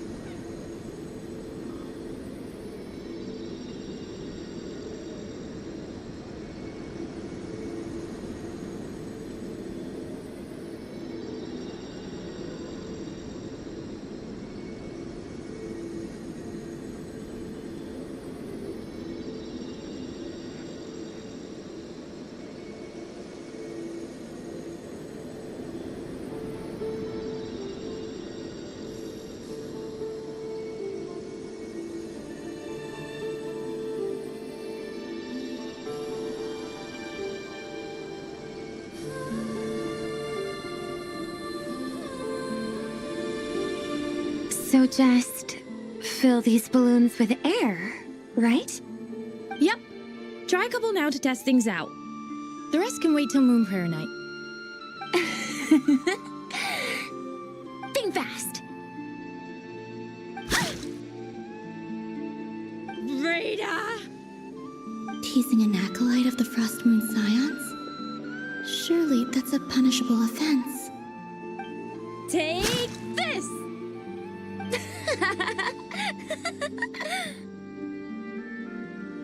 Huh? All right, enough horsing around. Lady Lauma gave us a task. We should get back to it. The task is just to check that the balloons don't leak, right? Doesn't matter if we fill them with air or water. Yeah. Okay, you got me there. And you got me there. But still, we can't use all the balloons before the festival even starts. We won't use all of them. And as long as Lady Lauma's trusted acolyte doesn't snitch, this can stay as a little secret between friends. A couple more can't do any harm, right? Oh, you menace. Then, think fast! Is pumping a balloon full of water really so much fun?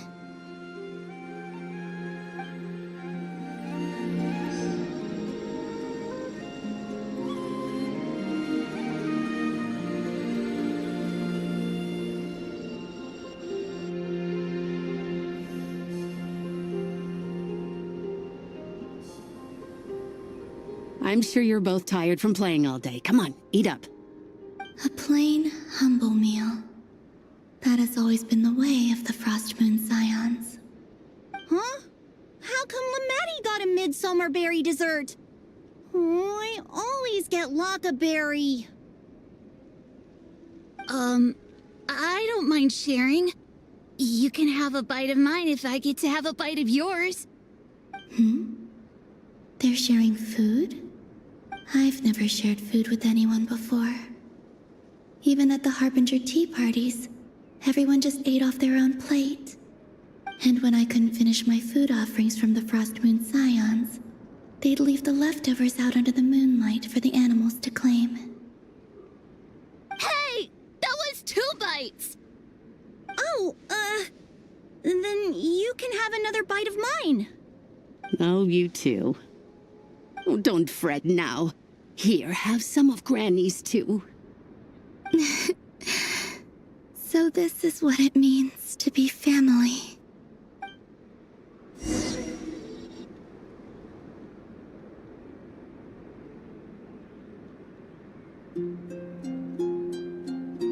I'm seeing so much that I'd never usually get to see. They'd never act like this when I was around.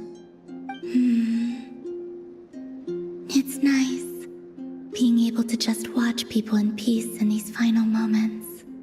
What a rare opportunity. I think I'll go take a look around Nasha Town, too.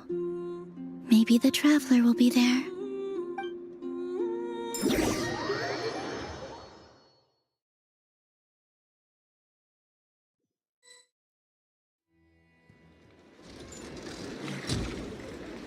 After the War of Funerary Flame, the Moon Goddesses were no longer recognized by Tevat.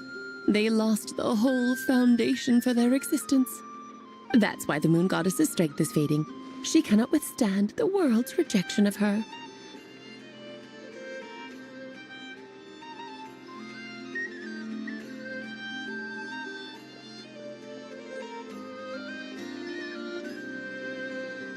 To be more pedantic about it, the Moon Goddesses did something to offend the heavenly principles, and that's why they were ousted.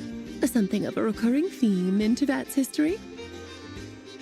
Theoretically, speaking so candidly should put me in their crosshairs too, but they can't tell me what to do. I'll say whatever I want. Anywho, the Moon Marrow energies were but a drop in the bucket for her, and that battle against the Ray Hair of Solnari only weakened her further. Fortunately, it happened close enough to Moon Prayer Night when the Kuvaki concentration here is high. That's the only reason she managed to survive this long. What do you mean, fortunately? You said she disappeared. We're too late. Ugh, what a headache. I thought this was all common knowledge. I guess I have some more explaining to do.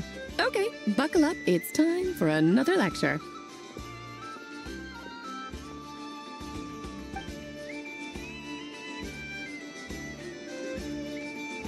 Now, I said earlier that the moon goddesses lost the foundation for their existence. The reason for that has to do with the natural order. Basically, the rationale for their existence in Tevat was lost. The same logic applies to the present moon goddess, too. Consider her existence so far. Her comrades in the Fatui called her Damselette. And she was worshipped as Kutar by the Frost Moon Scions. But these connections have now been severed, whether by her hand or yours. So, the rationale that once sustained her existence is now gone. Wait, we did that to her? Oh, well, strictly speaking, yes. But let's not start pointing fingers, shall we? I'll only end up as the big bad villain, and that's not the kind of final boss I want to be.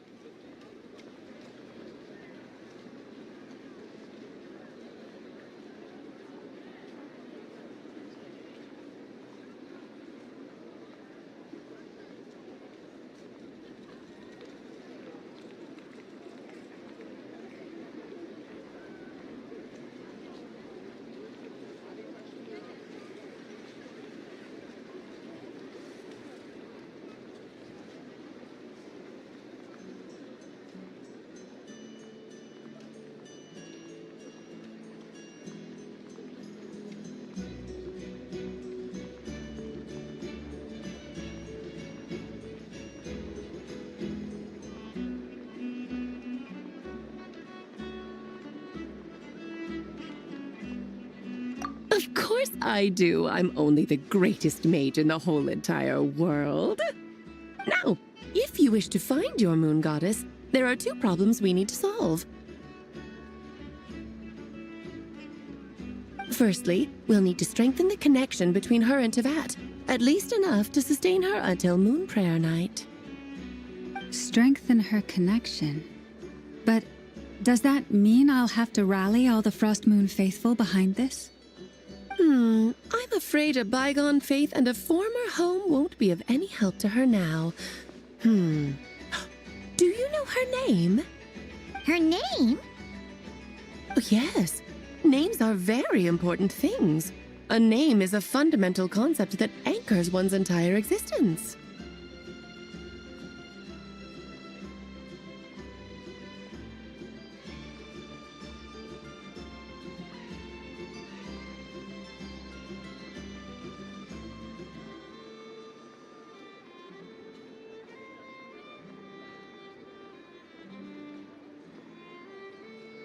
Then your first job is to find it. As a moon goddess, I'm sure she must have a name she identifies with. Neither Columbina nor Kutar is her true name, and she's never really accepted either of them. So, finding out her real name is enough to sustain her existence? Yes, I know it sounds like a small step, but every journey begins that way. So for now, that's all we need to focus on. The second problem is with her plan to use the moon marrows to return to the moon. Unfortunately, piercing through the false sky will take an enormous amount of power. Given her current condition, she won't be able to provide anywhere near enough power, even if she recovers her physical form. But no need to fret. Nicole's the expert in this field, and I'm sure she'll figure something out. Wait, Mage N is going to help us out too? That means we've got 2 Hexencircle mages on the case. This is turning into a pretty big deal. Actually, this is more of a side quest for me. Like you said, I'm a busy lady, so I can't stay for too long. I'll have to return to Tevat's border soon. That's the upside you get for looking out for my little Klee. Hopefully that will incentivize you to carry on keeping her company in the future. Anyway, jokes aside, you'd better get moving. It will take quite a miracle for the moon goddess's consciousness to hold out till Moon Prayer Night. Oh, I suppose I might as well tell you where Nicole is before I leave. Off you go now. Time to meet your new friend. Oh, yes, and a little suggestion. Don't forget to mind your heads. What? I wonder how Durin's doing. I should really go see him before I head back. You really are super busy. I most certainly am. There's so many children I have to keep tabs on just in Mondstadt. Durin, Albedo, Venti, Varga.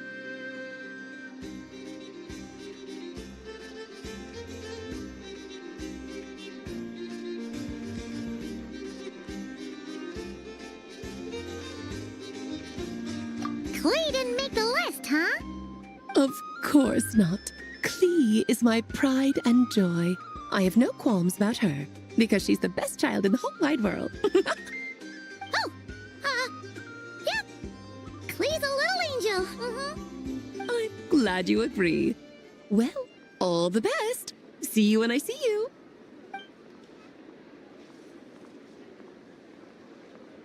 She left in a hurry. Yeah. She didn't pack up her stall. Should we handle it for her?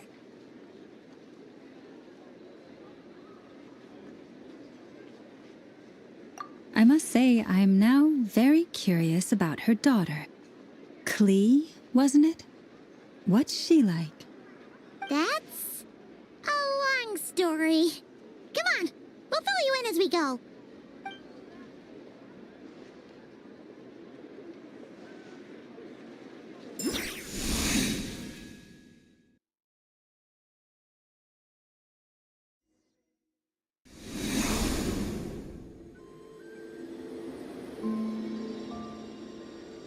What a lively place.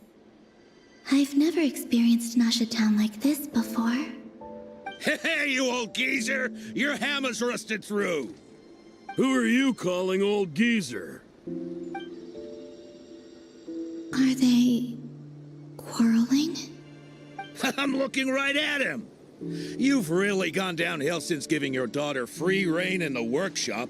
Can you even swing a hammer anymore? It shouldn't take you days just to fix a single chair. You might as well use that hammer to massage my back for all the good it's doing. Don't run your mouth, or you'll get a back massage that'll put you in bed for the rest of your life. Look, the materials haven't arrived yet, all right? You know how busy it gets in the days before Moon Prayer Night. I'll bet you send all the materials to your little princess. Blood's always thicker than water, huh? All right, you've made your point, Uncle Koski. As soon as the materials arrive, fixing your chair will be the #1 priority. And Dad, if you've got time to chat, why don't you lend me a hand, See? Lolka knows what the score is. I guess they're friends. But the way they spoke to each other was so ugly. Then again, it wouldn't be the first time I've seen something like this. Columbina! Sing outside my door in the middle of the night one more time, and I'll unscrew your vocal cords. You hear me? Oh, Zandrone. So that was her way of trying to be friends with me. What a pity.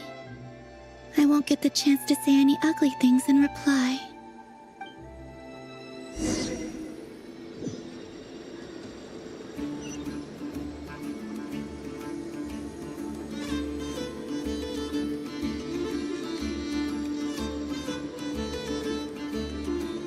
Hey, have you decided what to give her for Moon Prayer Night? I sure have. She's gonna get the surprise of her life when she's least expecting it. Then I'll whip out the ring and pop the question. The surprise of her life. What a fun turn of phrase. Cool, I get the picture. You can spare me the gushy details. Ooh, looks like we have a customer. Hello there, ma'am. Would you like some Moon Prayer Night candy? Huh? Is he talking to me? Can he see me? Here you go.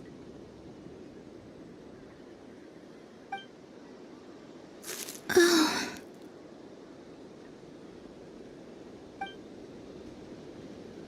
Come back anytime. Right. Now, where were we?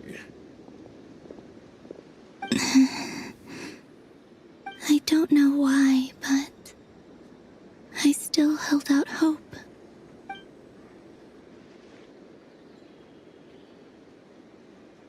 The most important thing right now is to find that mage. This name thing seems super important too, but where do we even start looking? I'd better go pay the Fatui a visit.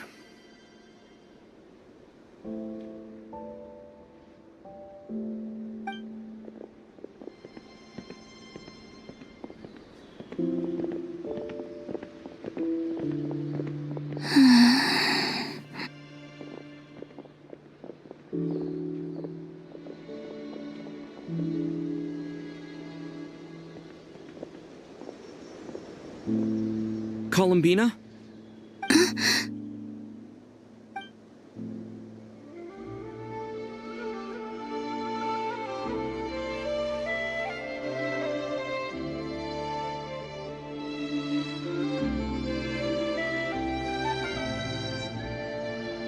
Traveler? Let's go! This is no time to be spacing out!